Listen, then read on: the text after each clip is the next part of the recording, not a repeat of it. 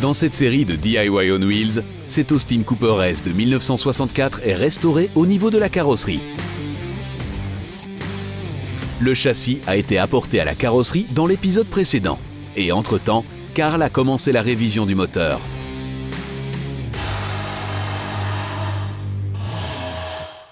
Je vais maintenant commencer par le démontage de l'embrayage, du moteur et de la boîte de vitesse.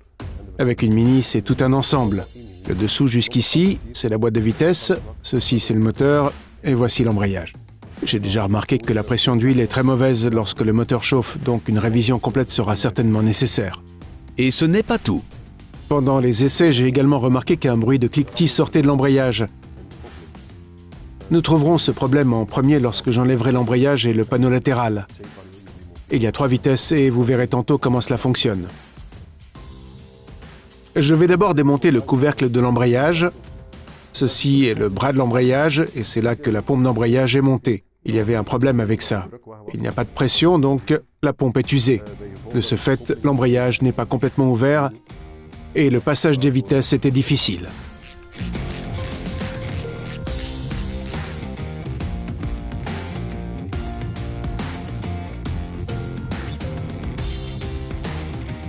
Voilà, c'est le couplage qui se trouve derrière. Je vais d'abord bloquer le moteur pour pouvoir enlever cette plaque de pression. Avec cet accessoire fait maison, l'embrayage peut être verrouillé, de sorte que tout ne commence pas à tourner lors du desserrage des boulons.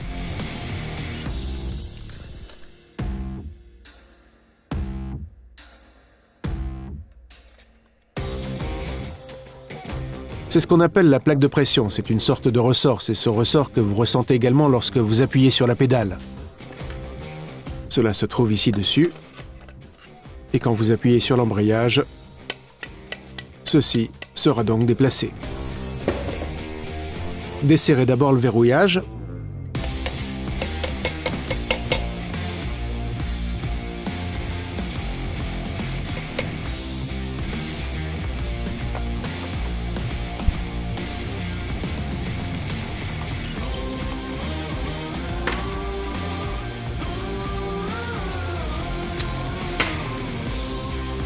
Je vais d'abord mettre le moteur dans la bonne position, à plat.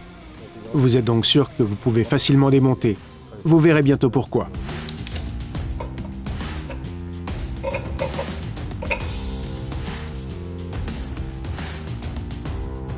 Je dois refixer le moteur pour retirer l'embrayage du vilebrequin. Qu'utilise-t-on pour cela? Un tractopoulie. C'est celui que mon grand-père a fait lui-même et que j'utilise encore.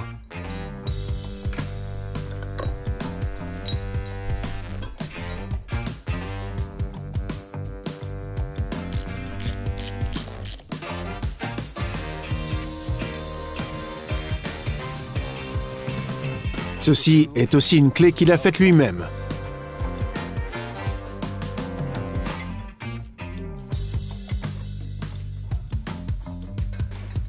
Il est déjà desserré. J'ai de la chance. C'est normal qu'il y ait de la tension. Il arrive souvent que nous devions faire beaucoup plus d'efforts pour l'enlever. Ici, vous pouvez maintenant comprendre pourquoi je viens de dire qu'il doit toujours être bien à plat. C'est parce qu'il y a un anneau de verrouillage dessus et s'il est mal mis, il tombe.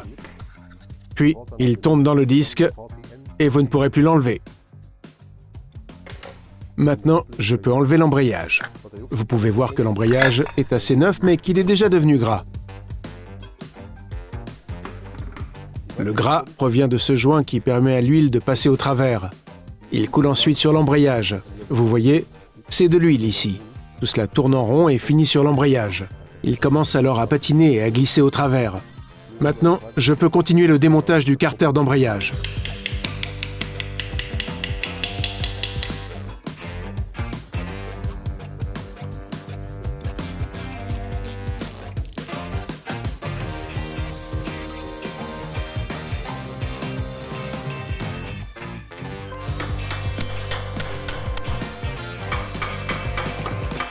Toujours tapoter légèrement et bien guider pour relâcher.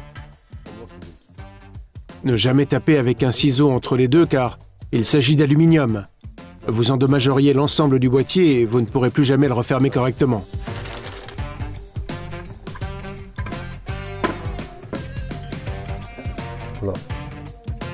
Ici, vous pouvez voir qu'il n'y a aucun dommage sur le boîtier. C'est beau, plat et le roulement n'est pas cassé. Karl découvre immédiatement autre chose. J'ai déjà parlé des engrenages qui provoquent un cliquetis. Oui, on peut le voir ici, c'est ce son. Il y a trop de jeu dessus. Ce n'est pas un problème, mais vous pouvez aussi voir qu'il n'y a plus de tension. Ce système sera donc remplacé. Je vérifie également visuellement l'engrenage. Ça a toujours l'air bon. Il n'y a pas de dégâts. Il n'y a pas de fissure dans ce tube en cuivre et de l'autre côté non plus. Il est encore tout à fait complet. C'est bien. Ceci est un autre exemple. Et vous voyez ce qui peut arriver. Le cuivre a presque complètement disparu et le tube est complètement usé. Cette rondelle doit également être remplacée, ce qui est l'une des raisons pour lesquelles cet engrenage est desserré. En temps normal, il ne devrait pas y avoir de jeu là-dessus. Ceci, c'est la roue dentée intermédiaire. Elle peut aussi causer beaucoup de problèmes si les roulements derrière elle se cassent. Si cette pièce est complètement usée et cassée, vous devez remplacer le carter complet de l'embrayage. Ici, nous avons de la chance, tout va bien. Une deuxième cause du jeu qui survient est le fait que les engrenages ont toujours tendance à sortir. Quand vous les tournez, vous les voyez s'avancer et ils offrent plus de jeu et un bruit de cliquetis. Dans les voitures de compétition, ils insèrent des vitesses droites. Elles tournent droit l'une sur l'autre et n'ont pas tendance à se pousser l'une l'autre à gauche et à droite. Pourquoi utilisent-ils cet engrenage cylindrique? Pour le bruit. Avec celui-ci, vous ne pourriez pas rester dans la voiture. Vous auriez besoin d'un parlophone parce qu'il fait tellement de bruit. C'est pourquoi ils fabriquent des dents cylindriques, mais elles ont tendance à aller vers l'extérieur. Maintenant, Karl peut déconnecter le moteur de la boîte de vitesse. D'abord, il desserre tous les boulons. Puis il prend le treuil moteur ou la girafe pour soulever le moteur de la boîte de vitesse.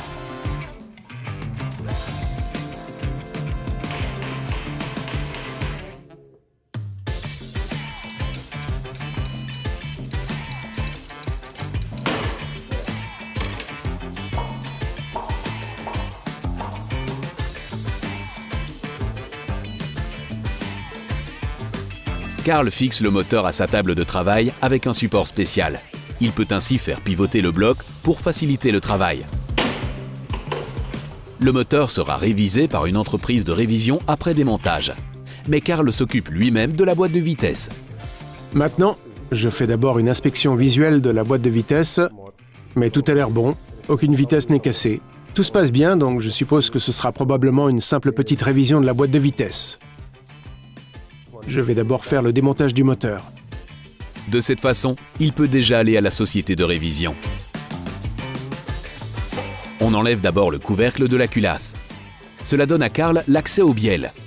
Il les dessert.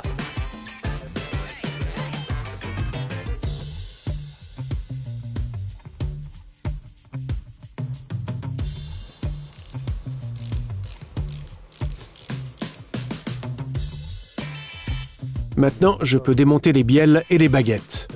Je vais d'abord démonter ceci, et ensuite, vous pourrez voir comment tout fonctionne.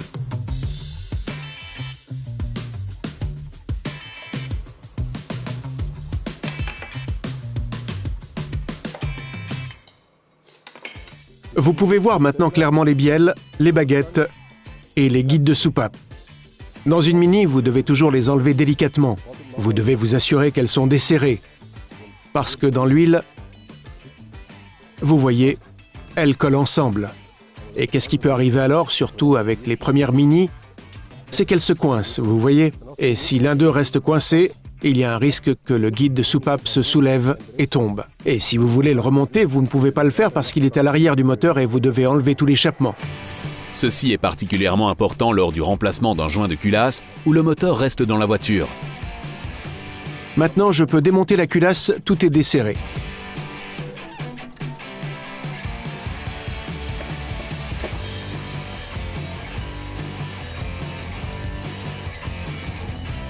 c'est le joint de culasse qui sera bien sûr également renouvelé. S'il se fend, il brûle généralement ici ou vers un petit canal à eau. Celui-ci a probablement déjà été renouvelé. Ici, vous avez le moteur. Vous pouvez voir ici que le bloc moteur a déjà été une fois aplati, à cause des lignes que vous voyez ici. Cela provient du meulage pour rendre cette surface à nouveau plane. Inspectons également les cylindres. À première vue, ça a l'air bon. Une vérification et une mesure approfondie des cylindres et des pistons seront effectuées par l'entreprise de révision des moteurs. Maintenant, je peux démonter les guides de soupape et effectuer un premier contrôle visuel. La chose la plus importante à propos d'un guide de soupape, c'est cet espace. Il est parfois complètement enfoncé, mais celui-ci est toujours bon.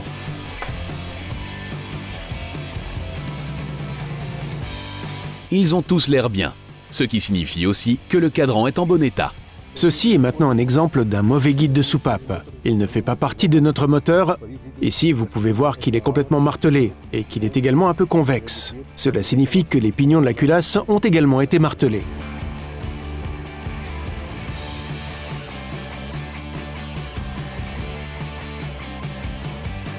Je vais maintenant démonter la pompe à eau. C'est une pièce qui sera remplacée de toute façon. Elle ne coûte pas cher non plus, donc je ne prends aucun risque.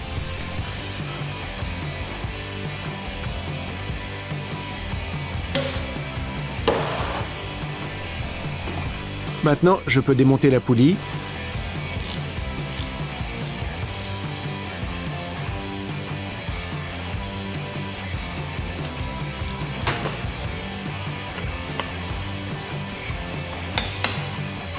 Maintenant, je peux démonter le couvercle de distribution. Celui-ci contient la chaîne de distribution qui relie le vilebrequin à la culasse.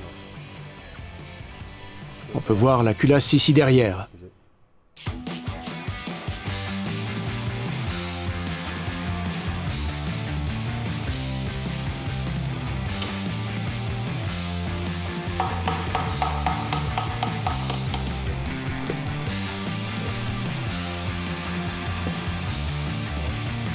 Une Cooper S a une double chaîne de distribution.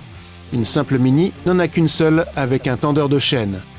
Il n'y a pas de tendeur de chaîne, mais il y a une double chaîne. Je vais maintenant démonter la poulie de la culasse.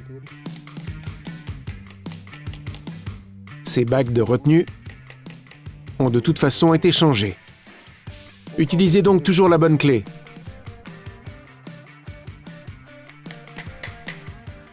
On le tape encore bien plat qu'il ne puisse plus s'enlever.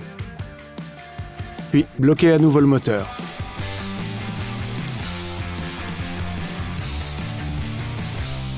Voilà.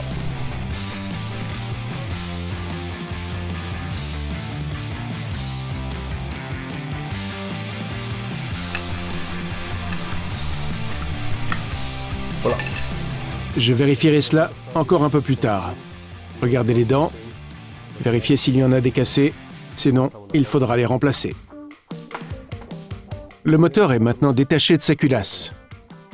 Maintenant, je commence par démonter la culasse, mais avant de pouvoir le faire, je commence par démonter le mécanisme de distribution. Celui-ci est raccordé au distributeur et doit être enlevé avant que la culasse ne puisse être démontée.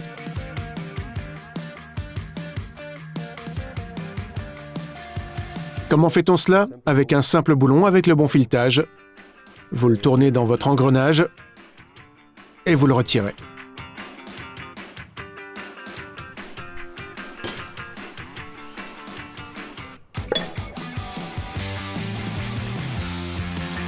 Voilà, c'est la culasse. Faites d'abord une inspection visuelle des axes. Ce sont ces plateaux ici. Cela semble bien, mais pour des raisons de sécurité, tous les axes sont mesurés.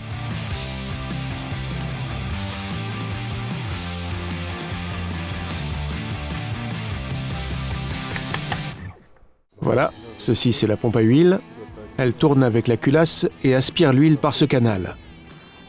L'huile est dans la boîte de vitesse. L'aspiration est tout à fait en bas. L'huile est ensuite aspirée par ce tuyau, par ici, et ceci se trouve ici. Il va donc d'abord au régulateur de pression d'huile, puis il se répand sur l'ensemble du moteur. Et voici la pompe qui aspire le tout. Vous voyez qu'il y a de l'usure. C'est un peu enfoncé là-dedans. Bien entendu, la pompe est également remplacée. Karl s'intéresse maintenant aussi à l'état des roulements de bielle. Je vais les ouvrir un par un pour voir dans quel état ils sont. Et ensuite, refermer, car ils doivent aussi être mesurés par l'entreprise de révision.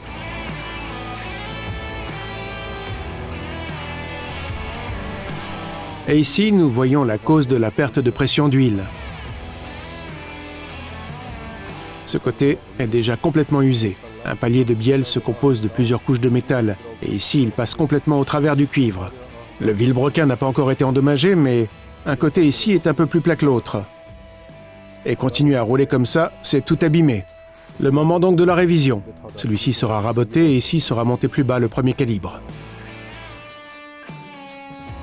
Maintenant, regardez les roulements principaux. J'en ai déjà détaché un. Et regardez. La même chose ici, il passe au travers. Il faut donc aussi rectifier cela et placer ici le premier calibre. L'usure se retrouve sur tous les roulements. Karl rassemble tout pour qu'il puisse être correctement mesuré. Le bloc est presque prêt pour la révision, mais pour le niveler, tous ces boulons doivent être enlevés. Je vais donc aussi remplacer ces boulons par de nouveaux. Je ne sais pas combien de fois ils ont déjà été resserrés, donc je ne prends aucun risque. Le bloc moteur est prêt pour la révision et la tête de cylindre va accompagner. La tête de cylindre sera également prise en charge par l'entreprise de révision. Ici, vous pouvez voir que ces deux cylindres sont beaucoup plus gros que les autres. Tous un peu, mais ces deux-là à l'extrême. Cela signifie que les guides de soupape sont usés et que le moteur a une consommation d'huile excessive. La culasse sera également nivelée. Les vannes seront retirées et vérifiées. Et parfois, les assises sont brûlées au point d'avoir besoin d'être renouvelées. Je verrai ça une fois qu'on sera à la société de révision. Mais vous pourrez voir cela dans le prochain épisode de DIY on Wheels. Dans cet épisode, Karl commencera par démonter la boîte de vitesse afin de pouvoir l'emmener avec lui à la société de révision.